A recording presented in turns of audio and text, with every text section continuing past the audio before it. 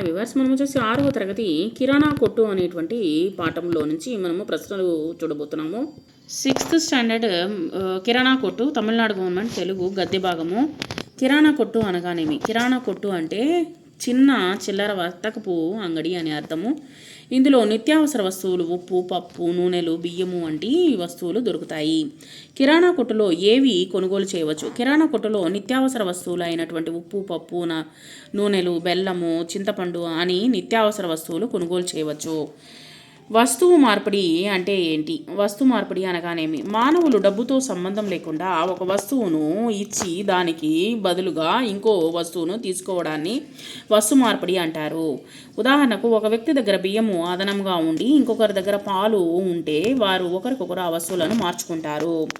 మార్కెట్కు గురువు ఎవరు? మార్కెట్కు గురువు కిరాణా వ్యాపారి కొనుగోలుదారుల యొక్క అవసరాలను గుర్తిస్తాడు. పలానా వస్తువు కావాలని అడిగితే దాని కన్నా ఇది అయితే బాగుండును అని వివరించి ఇచ్చేటువంటి నేర్పు అతని సొంతము.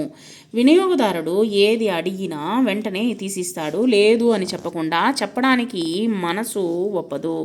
ఒకవేళ ఆ సరుకు లేకపోతే సాయంత్రము మరునాటి నాడు తెచ్చి ఇస్తానని చెబుతాడనమాట. ఎట్టి పరిస్థితుల్లోనూ వినియోగదారులను కోల్పోవడానికి ఇష్టపడడు.